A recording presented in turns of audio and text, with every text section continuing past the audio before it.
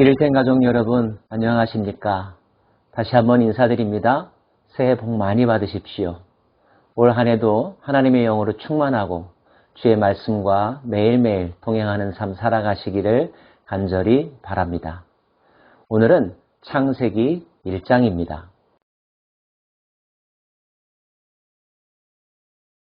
성경 첫 번째 책인 창세기는 이 세상의 시작에 대해서 우리들에게 알려주고 있습니다. 1장에는 특별히 세 가지 주제에 대해서 우리에게 가르쳐주고 있는데요. 첫째, 하나님에 대해서. 둘째, 이 세상에 대해서. 셋째, 인간에 대해서 알려주고 있습니다. 1절 말씀입니다. 태초에 하나님이 천지를 창조하시니라. 이 짤막한 선언은 성경 전체의 주제이면서 믿는 자들의 신앙 고백을 표현한 것이기도 합니다. 성경은 역사책은 아니죠. 자연과학책도 아닙니다. 성경은 이 세상의 시작과 기원과 운영에 대하여 인간들에게 주신 하나님의 지혜로 그 진리를 선언하고 고백하고 있습니다. 자, 태초에 하나님이 천지를 창조하셨다는 이 짤막한 선언에서 우리는 먼저 하나님에 대해서 깨달을 수가 있습니다. 하나님은 어떤 분이신가? 하나님은 이 세상 이전에 존재하신 분이라는 것입니다. 우리가 길을 가다가 보석을 발견했다고 한번 상상해 보십시오. 물론 그 보석 자체에 놀랍고 흥분하겠죠. 하지만 생각이 있는 사람이라면 누군가가 먼저 이 길을 지나갔고 그 누군가가 이곳에 보석을 떨어뜨려 놓았다라고 생각할 것입니다.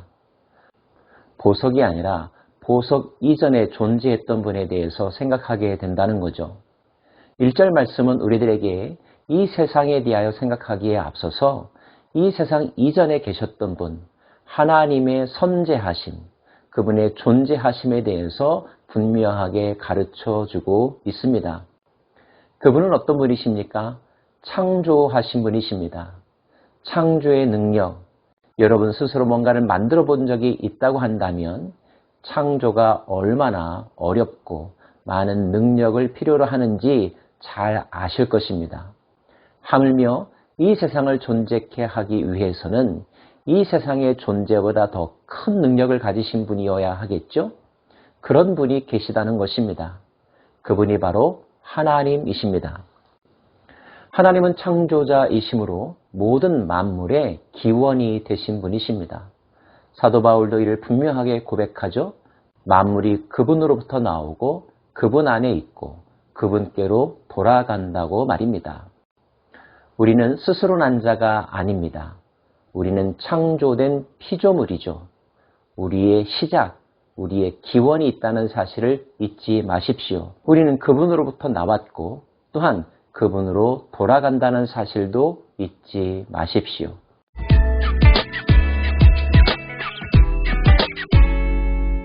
두 번째, 창세기 1장은 세상의 기원에 대해서 우리들에게 가르쳐 주고 있습니다. 6일 동안 창조하셨다고 기록되어 있습니다. 이 창조의 기록을 통하여서 우리는 혼돈 속에 있던 이 세상이 하나님의 말씀으로 말미암아 질서의 세계로 변하였음을 알게 됩니다. 혼돈을 질서로 바꾼 것, 그것이 바로 하나님이셨고 하나님의 말씀이셨습니다. 첫째, 둘째, 셋째 날의 창조의 내용들을 보십시오. 넷째, 다섯째, 여섯째 날의 창조의 내용들을 보십시오. 서로 유기적이며 질서 있게 조화롭게 만들어져 가고 있음을 알 수가 있습니다. 하나님은 계획 가운데서 질서 가운데서 이 세상을 창조하셨습니다. 그리고 모든 것이 질서 있게 움직여지기를 원하고 계십니다. 질서는 우리에게 필요한 것이며 아름다운 것이며 유익한 것입니다. 질서를 깨트리지 않기를 바라고요. 무너진 질서가 바로 세워지는 것, 이것이 하나님의 뜻임도 잊지 않으시기를 바랍니다. 더불어서 창조의 과정 가운데 드러난 표현, 중요한 표현이 있습니다. 이 모든 것이 하나님 보시기에 좋았더라라고 하는 말씀이죠. 이 말씀은 그 상태가 아름답다라는 뜻이기도 하지만 그 존재의 목적이 하나님을 위하여 있다는 것도 우리들에게 가르쳐주고 있습니다. 자연과학은 존재의 상태에 대해서는 말할 수 있을지 모르지만 존재의 목적에 대해서는 말하지 못하죠. 그러나 성경은 우리들에게 가르쳐주고 있습니다.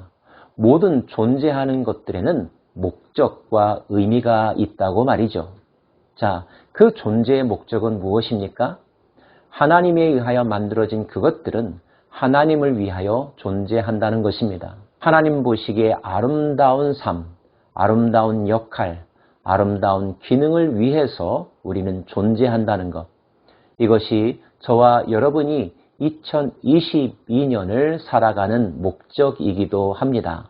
세 번째, 창세기 1장은 많은 세상의 것들이 존재하지만 특별히 인간에 대해서 더 자세하게 설명해 주고 있는데요. 하나님이 이르시되 우리의 형상을 따라 우리의 모양대로 우리가 사람을 만들고 그들로 바다의 물고기와 하늘의 새와 가축과 온 땅과 땅에 기는 모든 것을 다스리게 하자 하시고 하나님이 자기 형상 곧 하나님의 형상대로 사람을 창조하시되 남자와 여자를 창조하시고 하나님이 그들에게 복을 주시며 하나님이 그들에게 이르시되 생육하고 번성하여 땅에 충만하라 땅을 정복하라 바다의 물고기와 하늘의 새와 땅에 움직이는 모든 생물을 다스리라 하시니라.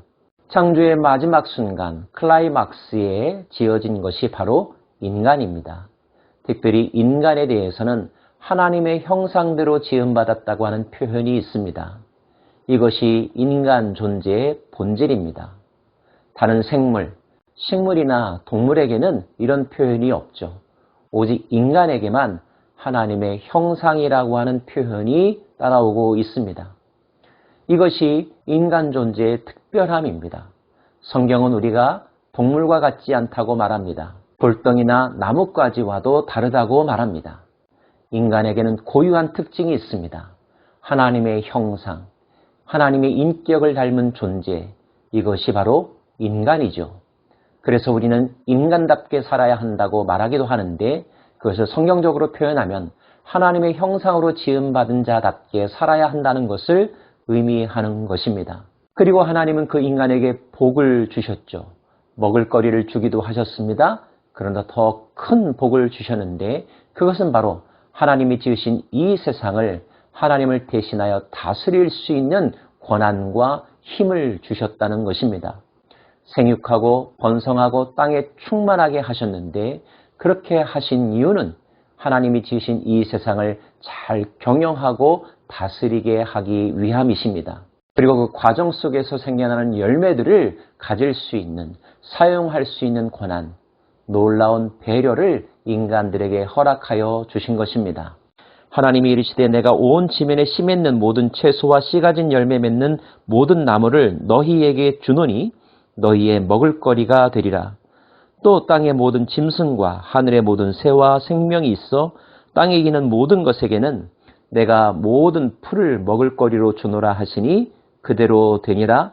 하나님이 지으신 그 모든 것을 보시니 보시기에 심히 좋았더라. 사랑하는 여러분, 올 한 해 이것을 분명하게 기억하면서 사시기 바랍니다. 창조주 하나님이 계시다는 것. 이 세상의 모든 생물들과 인간은 그 하나님에 의하여 지어진 수동태적인 존재라는 것. 우리는 스스로 존재할 수 없다는 것. 모든 것이 하나님께로부터 왔다는 것. 그 하나님을 기억하는 것이, 그 하나님을 기뻐하는 것이 우리의 힘이라는 것. 그리고 오늘 내가 살아가는 이유는 하나님의 영광을 위하여, 하나님 보시기에 아름다움이 되기 위하여 하나님이 주시는 힘과 능력으로 살아갈 수 있다는 것. 하나님은 우리에게 이 땅을 맡겨주셨다는 것. 우리는 하나님의 마음을 닮아 이 땅을 하나님처럼 잘 다스려야 할 책임을 가지고 있다는 것. 이것이 나라고 하는 인간의 존재의 의미요, 가치라고 하는 것. 잊지 않고 살아갈 수 있기를 원합니다. 하나님께서 아름답다고 여기시는 여러분, 저도 여러분을 아름답게 바라보며 더불어 함께 하나님이 기쁨이 되는 삶을 살아가길 원합니다. 기도하겠습니다. 하나님, 우리는 하나님께서 지으신 자들이며 이 세상은 하나님께서 창조하여 우리에게 맡겨주신 선물이요 책임이라는 사실을 깨달으며 감사드립니다.